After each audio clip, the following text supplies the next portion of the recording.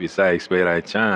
இவர் வந்து 1.5 மாதம் சுற்றி இருந்துக்கிற, அதுக்கப்புறம் வந்து நீ ஏர்போர்ட் போனால் அங்கே முடியாதுன்ட்டாங்களா. வேறு என்ன சொல்லுவாங்க, இல்லை இல்லை போங்க sir, okay sir please sir, உங்கள் விசா எக்ஸ்பயர் ஆகிடுச்சு சார், ஓகே சார் நீங்கள் ரொம்ப நல்லவர் சார், போயிட்டு வாங்க சார் நான் சொல்லுவாங்க.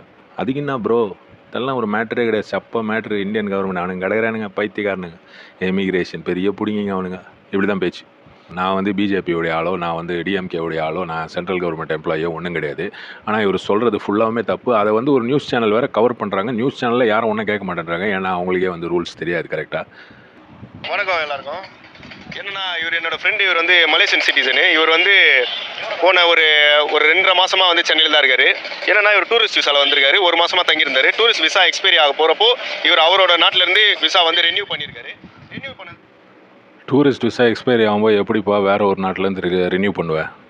அசல் கோலார் அப்படின்ற ஒரு ரேப்பர் எல்லாருக்கும் தெரியும், பசங்களுக்கெல்லாம் ரொம்ப தெரியும், ரொம்ப பிடிச்ச ஒரு ஆள். யார்ரா அந்த பையன் அப்படின்ற பாட்டெல்லாம் பண்ணார். ஆனால் இவ்வளோ ஒரு முட்டாள்தனமான பேச்சு, அதுவும் இந்தியன் எஃப்ஆர்ஆர்ஓன்றது வந்து ஃபாரினர்ஸ் ரீஜனல் ரெஜிஸ்ட்ரேஷன் ஆஃபீஸ், அதுதான் எஃப்ஆர்ஆர்ஓ. ஃபாரினர்ஸ் வந்து விசா இந்த மாதிரி விஷயங்களுக்கெல்லாம் வந்து அணுக வேண்டியது அவங்கள தான். விசா வந்து டூரிஸ்ட் விசா நீங்கள் வெளியிலேருந்து எடுக்கிறீங்க, அது 1 month validity, 1 month from the date of issue, date of entry கிடையாது. சரி, உள்ளே வந்துட்டார், 2.5 மாதம் இங்கே இருந்திருக்காரு. அப்போ 1.5 மாதம் ஓவர் ஸ்டே.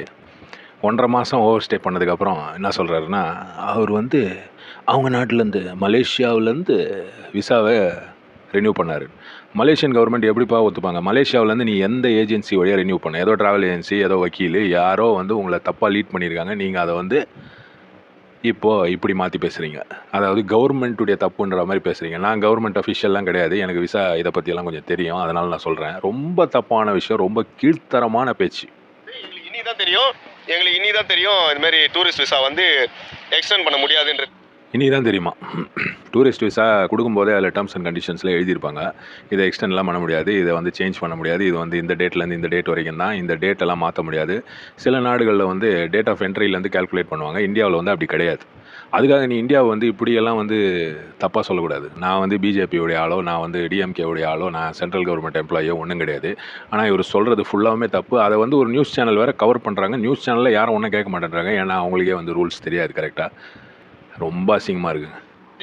அது சரி, அது இவர் இப்போ ஃப்ளைட் ஏறி அவர் ஊருக்கு போகிறப்போ அன்றைக்கி என்ன சொல்லியிருக்காங்கன்னா, ஓகே இந்த மாதிரி போக முடியாது, வெளியே போங்க அப்படின்ட்டு ஏர்போர்ட்டில் போர்டிங் பண்ண விட மாட்டாங்க. ஏர்போர்ட்டில் வந்து உங்கள் விசா எக்ஸ்பயர் ஆகிடுச்சிங்க, நீங்கள் வந்து வெளியே போகணும். ஏன்னா அது ஒரு 24 ஹவர்ஸ்னா கூட சில ஏர்லைன்ஸ் எல்லாம் வந்து அலோவ் பண்ண மாட்டாங்க. எமிக்ரேஷன் ஆஃபீஸர்கிட்ட ஏர்போர்ட்லேயே, சென்னை ஏர்போர்ட்லேயே ஒரு ஆஃபீஸர் உட்காந்துருப்பார். அவர்கிட்ட போய் இந்த மாதிரி ரிக்வஸ்ட் பண்ணி, இந்த மாதிரி டேட்டு இந்த மாதிரி எனக்கு தெரியாது சார், அது சார் இது சார்னு சொன்னால் ஒரு 12 ஹவர்ஸுக்கெல்லாம் ஓகே சொல்லுவாங்க. ஆனால் 24 ஹவர்ஸுக்கு மேலே ஆயிடுச்சுன்னா அலோவ் பண்ண மாட்டாங்க. அதுதான் நம்ம நாட்டு ரூல்ஸ். அதை வந்து எனக்கு தெரியாது அப்படின்றது கோளாறாக இல்லை. வெளியே சொல்லியிருக்காங்க. வெளியே போயிட்டு யாரும் எதுவும் சொல்லலை. எல்லா ஆஃபீஸுக்கும் ஒரு நாளும் டெய்லியும் இவர் என்ன பண்ணியிருக்காருன்னா, தொடர்ந்து ஒரு போன 1.5 வாரம் ஃபுல்லாக எல்லா இருக்கிற ஆஃபீஸுங்க, ஏதாவது மலேசியன் எம்பசி, இந்த மாதிரி பாஸ்போர்ட் ஆஃபீஸுக்கு போய் இந்த மாதிரி பாஸ்போர்ட் ஆஃபீஸு, இந்தியன் பாஸ்போர்ட் எடுக்கிறது தாங்க பாஸ்போர்ட் ஆஃபீஸ். பாஸ்போர்ட் ஆஃபீஸுக்கு யாராவது போவாங்களா இந்த விசாவுக்காக? மலேசியன் எம்பசிக்கு போயிருக்கீங்க, ஓகே, அவங்க டைரெக்டாக சொல்லியிருப்பாங்க, சாஸ்திரி பவனில் இருக்குது எஃப்ஆர்ஆர் ஆஃபீஸ், அங்கே போங்க, ஹேட் ஹவுஸ் ரோட்டில் இருக்குது, அங்கே போங்கன்னு சொல்லியிருப்பாங்க. அங்கே போக வேண்டியது தானே. அங்கே போகாமல் நீ பாஸ்போர்ட் ஆஃபீஸுக்கு போனால் அது இந்தியன் கவர்மெண்ட் தப்பாது. உங்களுக்கு வந்து பயம், ஐயோ ஏதோ ஆகிப்போச்சு, ஆண்டவன் கட்டளை அப்படின்ட்டு ஒரு படம் வந்திருக்கும், பார்த்துருப்பீங்கன்னு நினைக்கிறேன் நிறைய பேர். விஜய் சேதுபதி அதில் வந்து பாஸ்போர்ட்டில் வந்து ஒரு பொண்ணு பேரை ஆட் பண்ணுவார். அதில் வந்து ஒரு ஸ்ரீலங்கன் ஃப்ரெண்டு இருப்பார். அவருக்கு ஸ்ரீலங்கன் ஃப்ரெண்டு வந்து ஊமையாக இருப்பார், நடிப்பார். அதுக்கப்புறம் இவர் வந்து ஊமையாக நடிப்பார். இந்த மாதிரி பல குழப்பங்கள் பண்ணி அந்த படத்தில் வந்து கடைசியில் காட்டுவாங்க. பாஸ்போர்ட் ஆஃபீஸுக்கு போய் இவர் வந்து நடந்த விஷயத்த சொன்ன உடனே அந்த பாஸ்போர்ட் ஆஃபீஸர், எல்லாம் பேக் டோருக்கு தான்ப்பா போகிறீங்க, அண்டர் த டேபிள் என்ன பண்ணலாம், இப்படி என்ன பண்ணலாம், குறுக்கு வழியில் எப்படி காரியம் நடத்தலாம், அது தான்ப்பா நீங்கள் பார்க்குறீங்க. எதுக்கும் வரமாட்டேன்றீங்கல்ல, டைரெக்டாக வந்து கேட்க மாட்டீங்கல்ல. அதுதான் நடந்துருக்குது. டைரெக்டாக போய் கேட்குறது கிடையாது. உடனே ஒரு ஃப்ரெண்டு இருப்பான், ஒரு வக்கீல் இருப்பான், நான் வந்து அப்படி பண்ணிடுறேன்ப்பா, அது இப்படி பண்ணிடலாம் bro, this is nothing bro, it's very wrong bro, அவர் சொன்னார்ல அது மாதிரி, இட்ஸ் நத்திங் ப்ரோ அப்படின்ற நிறைய பேர் இருக்காங்க இந்த ஃபீல்டில். நான் பண்ணிடுறேன் ப்ரோ, அதுக்கு என்ன ப்ரோ, இதெல்லாம் ஒரு மேட்ரே கிடையாது, சப்ப மேட்ரு. இந்தியன் கவர்மெண்ட் அவனுங்க கிடக்கிறானுங்க பைத்தியக்காரனுங்க, எமிக்ரேஷன் பெரிய பிடிங்கிங்க அவனுங்க. இப்படி தான் பேச வேண்டியது. இந்த மாதிரி ஆளுங்களை வந்து நல்லா மோட்டிவேட் பண்ணி அனுப்ப வேண்டியது. அதுக்கப்புறம் அவனுங்க வந்து இது ஈஸி தானே, இந்தியா தானே. ஏன் இந்தியானா என்ன ஒரு நாடு கிடையாதா? இந்தியாவில் எமிக்ரேஷன் ரூல்ஸ் கிடையாதா? எமிக்ரேஷன் டிபார்ட்மெண்ட் கிடையாதா? இல்லை என்னங்கடா நீங்கள் ஏன்டா எல்லாம் போயிட்டு இன்றைக்கி கடைசியாக இங்கே வந்தப்போ கடைசியாக தான் எங்களுக்கு தெரிஞ்சது இங்கே வரணுன்ட்டு. இங்கே வந்துட்டு எங்கே கடைசியாக தான், அதாவது இன்றைக்கி தான் தெரிஞ்சுதான் அவருக்கு, அதாவது எஃப்ஆர்ஆர்ஓவுக்கு தான் போகணுன்ட்டு. இதுக்கு நடுவில் வேற ஒரு விஷயம் சொல்கிறாரு. கேரளாவுக்கு இவங்க ட்ராவல் பண்ணியிருக்காங்க. கேரளாவுக்கு போகிறதுக்கு விசா வேணுமான்னு கேட்குறாரு. அதாவது எல்லாம் ஒரே நாடு தானே, ஒரே இது தானே, கேரளாவுக்கு போகிறதுக்கு விசாலாம் வேணாம். நீ எந்த ஸ்டேட் விட்டு ஸ்டேட் போனீங்கன்னா உனக்கு ஏதாவது ஒன்று ஆகி போச்சுன்னா எப்படி அவங்களுக்கு தெரியும் இந்த ஆள் யார், எந்த ஊருக்காரன், என்ன ஏதுன்றது. அதனால் அங்கத்தி போலீஸில் வந்து இன்ஃபார்ம் பண்ணணும். அங்கே வந்து எஃப்ஆர்ஓ அப்படின்ட்டு ஒரு ஆஃபீஸ் இருக்கும். எல்லா ஸ்டேட்லேயும் இருக்கும் எஃப்ஆர்ஓ. மெயினான ஒரு 3-4 ஸ்டேட்டுக்கு ஒரு இடத்துல வந்து எஃப்ஆர்ஆர்ஓ, அதான் ரீஜனல் ரெஜிஸ்ட்ரேஷன் ஆஃபீஸ். அதெல்லாம் வந்து சும்மா ரெஜிஸ்ட்ரேஷன் ஆஃபீஸ். பாக்கி இருக்கிறதெல்லாம் ரீஜனல் கிடையாது. இங்கே சென்னையில் இருக்கிறது வந்து ரீஜனல் ரெஜிஸ்ட்ரேஷன் ஆஃபீஸ். இந்த இடத்துல வந்து நீங்கள் வந்து விசா இது பண்ணலாம், அப்ளை பண்ணலாம். இப்போது எக்ஸிட் பெர்மிட் அப்படின்னு ஒரு விஷயம் இவர் சொல்கிறாரு. எக்ஸிட் பெர்மிட் எதுக்காகன்னா, விசா எக்ஸ்பயர் ஆகி கொஞ்ச நாள் ஆச்சுன்னா உங்களுக்கு வந்து எக்ஸிட் பெர்மிட் கொடுக்கணும். எக்ஸிட் பெர்மிட்னு ஒரு ஸ்டாம்ப் அடிப்பாங்க உங்கள் பாஸ்போர்ட்டில் ஒரு பேஜில். Exit permit to exit India. இந்த எக்ஸிட் பெர்மிட் வந்துச்சுன்னா அதுக்கப்புறம் உங்களுக்கு விசாவே கிடைக்கிறது ரொம்ப கஷ்டம். ரொம்ப ஸ்பெஷல் கேஸில் தான் வந்து உங்களுக்கு விசா கிடைக்கும். இவர் மாதிரி ஆளுங்க கேஸில் வந்து அதோட இந்தியாவுக்குள்ளே விடவே மாட்டாங்க. ஏன்னா இவன் வந்து டிஃபால்ட்டரு, இவன் வந்து ஆள் சரி கிடையாது, இவன் வந்து வந்தால் போக மாட்டான்ப்பா, இவன் அங்கே இங்கே எங்கன்னா சுற்றிக்கின்னு இவனுக்கு வந்து ஒரு பொறுப்பே கிடையாது. அதுதான் எனக்கு சொல்ல தோணுது இதை பார்க்கும்போது. இன்னும் பொறுப்பு இல்லாத, அதுவும் இவர் வந்து ஒரு செலிபிரிட்டி. இவர் எத்தனையோ நாடுகளுக்கெல்லாம் வந்து ட்ராவல் பண்ணியிருக்காரு, ஷோலாம் பண்ணியிருக்காரு. இப்படியாப்பட்ட ஒரு ஆள் இப்படி ஒரு விஷயத்த வந்து சொல்லும்போது இவனுடைய எஜுகேஷ்னல் பேக்ரவுண்ட் அப்படின்றது தான் எனக்கு சொல்ல தோணுது. ஆனால் அதை சொல்ல விரும்பலை நான். எஜுகேஷன் இல்லைனாலும் காமன் சென்ஸ்னு ஒன்று இருக்குது. ஒரு விஷயம் எப்படி செய்யணுன்றதை அதை பற்றி செக் பண்ணணும் அப்படின்றது ஒன்று இருக்குது. எப்படி தான் செலிபிரிட்டி ஆனாலும் பிக் பாஸ் ஷோலெல்லாம் வந்தான், விஜய் படத்துக்கு பாட்டெல்லாம் பாடியிருக்கான், பெரிய ஆள். இருந்திருக்கிறான்னு கேட்குறப்போ என் வீட்டில் தான் தங்கியிருந்தார் நான் சொன்னேன். அப்போ வந்து அவர் கேட்டார் எப்படி இந்தியன் ஃப்ரெண்ட்ஸ்லாம் அப்படின்னு கேட்டப்போ, இல்லை எங்கள் ஃப்ரெண்ட்ஸு நாங்கள் 3 வருஷமாக எங்களுக்கு தெரியும் அப்படின்னு சொன்னப்போ இவன் என்ன சொன்னார், ஏன் எங்களுக்கு இந்தியன் ஃப்ரெண்ட்ஸ்லாம் இருக்கக்கூடாதா அப்படின்னு கேட்டப்போ அவர் என்ன பண்ணியிருக்காங்க, எப்படிப்பா Indian friends, how do you have Indian friends அப்படின்னு கேட்டிருப்பாங்க. I should not have Indian friends. தென்னாட்டில் தானே எனக்கு இந்தியன் ஃப்ரெண்ட்ஸ் இருக்குங்க. இவர் வந்து ஒரு ஆர்டிஸ்ட்டு, என்னை வந்து இவருக்கு தெரியும், நான் வந்து இவர்கிட்ட பேசியிருக்கேன், பழகியிருக்கேன், மலேசியாவில் வச்சு பார்த்துருக்கேன் அப்படின்றது சொன்னால் போதும், முடிஞ்சு போச்சு. உடனே அங்கே வந்து ஒரு நொட்டை கேள்வி, என்ன ஏன் இருக்கக்கூடாதா, ஏன் என்ன. இவரை கூப்பிட்டு போய் உள்ளே போய் ரொம்ப ஹராஸ் பண்ணியிருக்காங்க, ரொம்ப இவர் மேலே தாக்குதல் நடத்திருக்காங்க, இவரை ரொம்ப கீழ்த்தரமாக பேசியிருக்காங்க. அப்புறம் நீ எங்கே யாரெல்லாம் பார்த்தேன்னு கேட்டப்போ எல்லாரையும் அவர் ரொம்ப தரக்குறைவாக பேசியிருந்திருக்காரு. தரக்குறைவாக என்ன பேசினார், தரக்குறைவாக பேசினாருன்றீங்க. சும்மா யாராவது தரக்குறைவாக பேசுவாங்களா? நீங்கள் ப்ரொவோக் பண்ணியிருப்பீங்க. நீங்கள் வந்து கரெக்டாக பதில் சொல்லியிருக்க மாட்டீங்க. ஏதோ ட்ரக்ஸ் மேட்ரு அது இது இதெல்லாம் இருக்குது இது பின்னாடி. இதெல்லாம் வந்து என்ன தம்பி இது, இதெல்லாம் நியாயமா? அதுக்கு வந்து கடைசியில் ஒரு போடு என்னன்னா, இவங்கெல்லாம் வேலை செய்கிறாங்களானே தெரில, இவங்க சென்ட்ரல் கவர்மெண்ட் இவங்க என்ன நினச்சின்னுக்குறாங்க. ஒன்று திமுக வந்து அரசியல் ரீதியாக வந்து ஒன்றிய அரசு அப்படின்வாங்க சென்ட்ரல் கவர்மெண்ட்டை, இல்லை அரசாங்கத்தை எதிர்த்து பல விஷயங்கள் அவங்க சொல்லுவாங்க. அவங்க வந்து இவருக்கு சப்போர்ட்டுக்கு வந்துடுவாங்க அப்படின்ற மாதிரி ஒரு ஐடியா. ஐயா சாமி, எப்படிரா இதெல்லாம். அதுக்கப்புறம் இவரோட பேக்கை பிடுங்கி இவரை ஃபுல்லாக ஓப்பன் பண்ணி ஃபுல்லாக எல்லாத்தையும் கீழே கொட்டி பார்த்துருக்காங்க. பேக்கை பிடிங்கி செக் பண்ணி பார்த்துருப்பாங்க என்ன வச்சுருக்கேன்ட்டு. அதை வந்து கொட்டி பார்த்தாங்க, அதை அப்படி பார்த்தாங்க. ஏங்க நீங்கள் இல்லீகலாக ஒரு இடத்துல இருக்கும்போது யூஎஸில் உங்களை இல்லீகலாக பிடிச்சா என்ன ஆகும் தெரியுமா? அதை வந்து இறங்குனாங்க தெரியுமா? எவ்வளோ இந்தியன்ஸ் வந்து இறங்குனாங்க தெரியுமா? பல நாடுகளில் வந்து கையிலையும் கால்லையும் ஹேண்ட் கஃப் போட்டு கொண்டு போய் இறக்கி விட்ருக்காங்க. அதுவும் கார்கோ ஃப்ளைட் மாதிரி ஃப்ளைட்டில், ஆர்மி ஃப்ளைட்டு, அதில் வந்து ஒழுங்காக உட்காரத்துக்கு சீட்டு கூட கிடையாதுன்ற மாதிரியெல்லாம் வந்து ரிப்போர்ட்லாம் வந்திருக்கு. இந்த மாதிரி விஷயம்லாம் பல நாடுகளில் நடக்கும். எந்த நாட்டிலையுமே நீ போயிட்டு ஒரு விசாவில் போயிட்டு அங்கே நீ வந்து ஓவர் ஸ்டே பண்ணி அங்கே விசா ரூல்ஸை நீ மதிக்கலைன்னா இப்படி தான் ட்ரீட் பண்ணுவாங்க. இதோட மோசமாக ட்ரீட் பண்ணுவாங்க பல நாடுகளில். நம்ம இந்தியாவில் அப்படியெல்லாம் பண்ண மாட்டாங்க. ஓரளவு தான், கொஞ்சம் ஓரளவு அவங்களுக்கு டவுட் இருக்கிறதெல்லாம் கிளியர் பண்ணுவாங்க. நீ என்ன வேலை பண்ணுற, நீ என்ன ட்ரக்ஸ் அது இது ஏதாவது டீலிங் பண்ணுறியா? மலேசியாவில் வந்து ட்ரக்ஸ் வச்சு பிடிச்சா தூக்கு தானே நினைக்கிறேன். ஆமாம், தூக்கு இல்லை, வேறு ஏதோ இதில் வந்து கேபிட்டல் பனிஷ்மெண்ட் அப்படின்வாங்க. அந்த மாதிரி ஒரு விஷயம் இருக்குது மலேசியாவில். என்ன பேச்சுங்க இதெல்லாம். இவரோட ஃபோனை பிடிங்கி வச்சுட்டாங்க, இவரோட ஒரிஜினல் ப்ரூஃப்ஸ் எல்லாத்தையும் வாங்கி வச்சுட்டாங்க. எங்கள் வீட்டில் தான் இருந்திருக்கிறாங்க அப்படின்றதுக்காக நாங்கள் என்னோட அப்பாவோட எல்லா ஒரு ஃபுல் ப்ரூஃபையும் நான் கொடுத்துருக்கேன். ஸோ அந்த ஃபுல் ப்ரூஃபையும் இவர் வீட்டில் தான் இருந்தாருன்றதுக்காக எதுக்காக இவர் ப்ரூஃப் கொடுத்தாருன்னா, ஃபார்ம் சி அப்படின்ற ஒரு மேட்டர் இருக்குது. அந்த ஃபார்ம் சி வந்து அட்ரஸ் ப்ரூஃப்காக லோக்கல் போலீஸ் ஸ்டேஷன்லேருந்து, அதாவது ஐஎஸ் அப்படின்வாங்க, எல்லா போலீஸ் ஸ்டேஷன்லேயும் ஒரு டிபார்ட்மெண்ட் இருக்கும். மொத்தத்தில் போலீஸ் டிபார்ட்மெண்ட்டில் ஐஎஸ்ன்னு ஒன்று இருக்குது, இன்டெலிஜென்ஸ் செக்ஷன். எல்லா போலீஸ் ஸ்டேஷன்லேயும் 1, 2 இல்லை 3 பேர் கூட இருப்பாங்க ஐஎஸ் போலீஸ். நுண்ணறிவு அப்படின்வாங்க தமிழில்.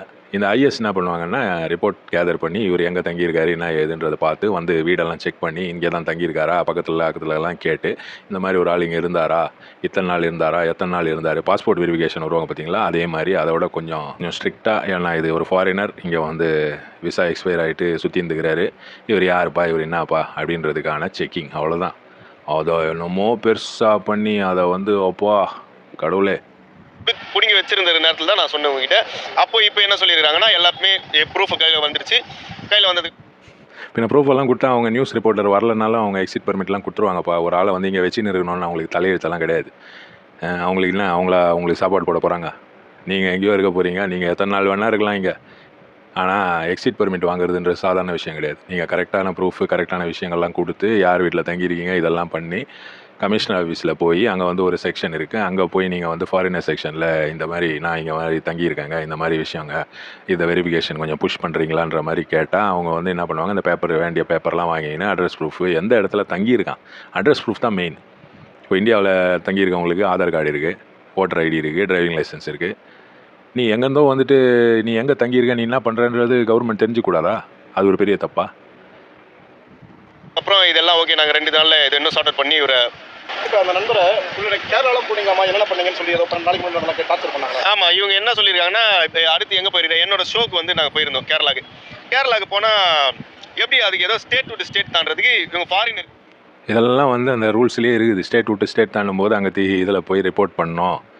ஒரு ஃபாரினர் ஒரு ஆள் வந்து இப்போ இன்னொரு ஸ்டேட்டுக்கு போகிறான்னா அவனுக்கு ஏதாவது ஒன்று ஆகி போச்சுன்னா என்ன பண்ணுறது? இப்போ அங்கே ஒரு ஆக்சிடென்ட்டே ஆச்சு, அசல் கோளாரம் ஒரு ஃப்ரெண்ட்ஸும் போன வண்டி கவுந்துடுச்சு, இல்லை அந்த மாதிரி ஏதோ ஒன்று ஆச்சு, இல்லை இவர் காணாமல் போயிட்டார், இவர் யாரோ ஏதோ பண்ணிட்டாங்க, இவர் ஏதோ பண்ணார், நைட்டில் எங்கேயோ ஒரு சண்டே ஆச்சு, ஏதோ ஒன்று ஆச்சு, ஏதோ ஒரு அசம்பாவிதம் நடந்தது. அப்போ என்ன நடக்கும்? அப்போ இது யார், இது என்ன ஏதுன்றது எப்படி தெரிஞ்சுப்பாங்க? இவர்கிட்ட பாஸ்போர்ட்டு டீட்டெயில்ஸ் ஒன்றுமே இல்லை, ஒரு பணம் மட்டும் இருக்குது, நான் பணம் ஆயிடுவார் அப்படின்ற மாதிரி சொல்ல. ஆனாலும் அந்த மாதிரி நடக்கக்கூடிய வாய்ப்புகள் இருக்குது. அதெல்லாம் வந்து அந்த லூப் ஹோல்ஸ் எல்லாம் அடைச்சிட்டு தான் வந்து எமிக்ரேஷன் அவங்களுடைய ரூல்ஸு ரெகுலேஷன் இதெல்லாம் பண்ணியிருக்காங்க. இதை வந்து குறை சொல்கிறதுக்காக வந்து இந்த மாதிரி சின்ன புள்ளத்தனமாக பேசுறதுன்றது ரொம்ப கேவலமாக இருக்குது. அதுவும் ஒரு ஆர்டிஸ்ட், ஒரு பெரிய ஒரு ஸ்டார் இவர் வந்து பல நாட்டில் போய் ப்ரோக்ராம்லாம் பண்ணியிருக்காரு. ஏதோ வாங்கணுன்ற மாதிரி சொல்லி அப்படி எனக்கு தெரியல. ஏன்னா அவங்க வந்து இந்தியன் விசா எடுத்துகிட்டு வந்துருக்காங்க. இந்தியா ஃபுல்லாக ஒரு நாடுன்ட்டு தான் நாங்கள் நினச்சிட்டு இருக்கிறோம். ஸோ இப்போ வேறு ஒரு ஸ்டேட்டுக்கு போகிறப்போ அது நீ வேறு ஒரு ஸ்டேட்டுக்கு போனால் பிரச்சனை இல்லைப்பா, வேறு ஒரு ஸ்டேட்டுக்கு போகிறன்றதை இன்டிமேஷன் கொடுக்கணும், அவ்வளோதான். அங்கே ஒரு எஸ்பி ஆஃபீஸோ அங்கே அந்த மாதிரி ஒரு இடத்துல வந்து எஃப்ஆர்ஓ அப்படின்ற ஒரு ஆஃபீஸ் இருக்கும். எல்லாம் இப்போ சென்னையிலேயே வந்து நீ வந்து சென்னையில் இருந்துட்டு நீ டக்குன்னு ஊட்டிக்கு போகிற, ஊட்டியில் வந்து நீ ரிப்போர்ட் பண்ணணும். நான் வந்து இந்த மாதிரி எஃப்ஆர்ஓ ஆஃபீஸ்க்கு போயிட்டு அங்கே போய் அங்கே போலீஸ் ஸ்டேஷனில் சார் நான் இந்த மாதிரி ஃபாரினரு, நான் இந்த மாதிரி விசாவில் வந்திருக்கேன், என்னுடைய அட்ரஸ் இது, இவருடைய வீட்டில் தான் நான் தங்கியிருந்தேன், இப்போ நான் அவர் கூட வந்து இங்கே வரைக்கும் வந்திருக்கேன் அப்படின்ற மாதிரி ரிப்போர்ட் பண்ணணும். நீ ஜாலியாக வந்து அப்படியே சுற்றி இருந்தா எல்லா நாட்டிலையும் இருக்கிறதாங்க இதெல்லாம். தாய்லாந்து மாதிரி நாட்டில் வந்து ஃப்ரீயாக வந்து டூரிஸ்ட்டை அங்கே இங்கே சுற்ற விடுவாங்க, அவங்க வந்து கண்டுக்கிறது கிடையாது. ஆனாலும் அங்கே ஏதாவது ஒன்று ஆகி போச்சுன்னா என்ன ஆகும்? அவங்க வந்து அதை டேக் கேர் பண்ணுறதுக்கான வேலைகள்லாம் வேறு மாதிரி பண்ணி வச்சுருப்பாங்கன்னு வைங்க. இந்தியாவில் இந்த மாதிரி ரூல்ஸ் இருக்குது, அதை நீ ஃபாலோ பண்ணி தான் ஆகணும். ஒரு நாட்டுக்கு போனால் இல்லை இந்த ரூல்ஸ் எல்லாம் எனக்காக நீ பெண்ட் பண்ணு அப்படின்னு சொல்ல முடியுமா? அந்த மாதிரி தான் இவர் பேசினுக்கிறார். எப்படி அது என்ன ப்ரூஃப் தேவைன்றது எனக்கு தெரியல. அப்போ இவரை கேட்டிருக்காங்க, எல்லாமே தெரியல, இது எனக்கு தெரியல, அது எனக்கு தெரியல, இது இந்த இப்படி எனக்கு தெரியாது. பாஸ்போர்ட்டு ஆஃபீஸுக்கு நான் போனேன் விசா ரினியூ பண்ணுறதுக்காக. நான் எங்கள் ஊர்லேருந்தே மலேசியாவிலேருந்தே வந்து இந்தியன் விசா இவர் ரினியூ பண்ணிட்டார். ரினியூ எப்படியா பண்ணுவேன்? அங்கேருந்து ஒரு ஃப்ரெஷ் விசா தான் எடுக்க முடியும். அது நீ நாட்டுக்கு வெளியில் இருந்தால் தான். நீ நாட்டுக்கு இந்தியாவுக்குள்ளே இருந்துன்னு நீ எப்படி இங்கே விசா நீ திரும்பி எடுப்ப? இதெல்லாம் வந்து தப்பான வேலைகளை பண்ணிவிட்டு கவர்மெண்ட்டை வந்து குற்றம் சொல்கிறது. அது போக நீங்கள் ஏதாச்சும் பண்ணியிருக்கீங்களா, ஏதாச்சும் சப்ஸ்டன்ஸ் பண்ணியிருக்கீங்களா? ரொம்ப இவர் அதை கேட்டு இவர் ரொம்ப ஃபோர்ஸ் பண்ணியிருந்துருக்காங்க.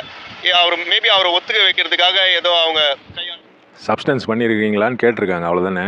இல்லைன்னு சொல்லிட்டு போ, ப்ளட் டெஸ்ட் எடுத்து பார்ப்பாங்க, அவ்வளோதான், முடிஞ்சு போச்சு. ஒன்றும் இல்லைன்னா முடிஞ்சிச்சு.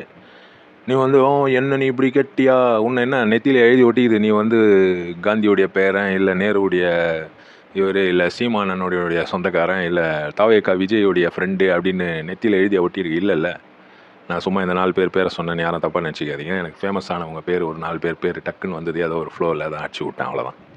அந்த மாதிரி தான் எனக்கு தெரியுது. எழுதி வாங்கினாங்களா இது மாதிரி? அந்த மாதிரி ஏதோ பண்ணியிருக்காங்க. உள்ள வந்து ஒரு வீடியோ எடுத்து உள்ளே ஏன் வீடியோ எடுத்தாங்கன்னா, இவனுங்க வெளியே வந்து பல கதையும் சொல்லுவாங்களே, என்ன அடிச்சு அப்படியே இது பண்ணிட்டாங்க, ஐயோஹோ. அப்போ வந்து ப்ரூஃப் காட்டுறதுக்கு தான் உள்ளே வீடியோ எடுத்து வச்சுக்கிறாங்க அவங்க எப்படி இன்ட்ராகேட் பண்ணாங்கன்றது. என்ன ஆளுங்கப்பா, ஐயோ. விசா எக்ஸ்பயர் ஆயிடுச்சா இவர் வந்து 1.5 மாதம் சுற்றி இருந்துக்கிற, அதுக்கப்புறம் வந்து நீ ஏர்போர்ட் போனால் அங்கே முடியாதுன்ட்டாங்களா. இப்போ வேறு என்ன சொல்லுவாங்க, இல்லை இல்லை போங்க sir, okay sir please sir, உங்கள் விசா எக்ஸ்பயர் ஆயிடுச்சு சார், ஓகே சார் நீங்கள் ரொம்ப நல்லவர் சார், போயிட்டு வாங்க சார் நான் சொல்லுவாங்க. ஒரு சில நாடுகள் என்ன பண்ணுவாங்கன்னா, விசா எக்ஸ்பயர் ஆயிடுச்சுன்னா அந்த டேட்லேருந்து இந்த டேட் வரைக்கும் இவ்வளோ காசு கொடுத்துட்டு நீ வெளியே போ அப்படின்ற மாதிரி ஒரு சில நாடுகள் இருக்குது. ஒன்று யூஏஇ, கத்தர், சவுதி இந்த மாதிரி நாட்டிலலாம் வந்து நீங்கள் ஏர்போர்ட் உள்ளே போயிட்டீங்கன்னா வெளியில் போலீஸ் பிடிச்சாங்கன்னா பிரச்சனை, உங்களை வந்து ஜெயிலில் போட்டுருவாங்க. அதே நீங்கள் வந்து ஏர்போர்ட்டுக்கு என்ட்ரு ஆகிட்டீங்கன்னா உங்களை ஒன்றும் பண்ண மாட்டாங்க. அங்கே வந்து விசா எக்ஸ்பயர் ஆயிடுச்சா ஓகே, ஓவர் ஸ்டே அப்படின்ற பெனால்ட்டி போட்டு ஒரு நாளைக்கு இத்தனை தரம்ஸு இத்தனை ரியாலு அப்படின்ற மாதிரி போட்டு இவங்கள வந்து ஒரு தீட்டி அவங்க கவர்மெண்ட்டுக்கு வருமானம் பண்ணி. இந்தியாவில் அப்படிலாம் பண்ண மாட்டாங்க. இந்தியாவில் வந்து ரூல்ஸ்னால் ரூல்ஸ் தான். இந்த மாதிரி விஷயத்துலலாம் ரொம்ப நல்ல இது இந்தியாவில். ஒரு சில விஷயங்கள்லாம் இந்தியாவில் ஃபால்ட்டெல்லாம் இருக்குது. ஆனாலும் இந்த மாதிரி இதில் வந்து இவர் பேசுகிறது வந்து அட்டர் நான்சென்ஸ் அப்படின்னு தான் சொல்லணும். சும்மானா வந்து ஏதோ பேசணுன்றதுக்காக சும்மா பேசிட்டு போகிறது நான் சொல்கிறது.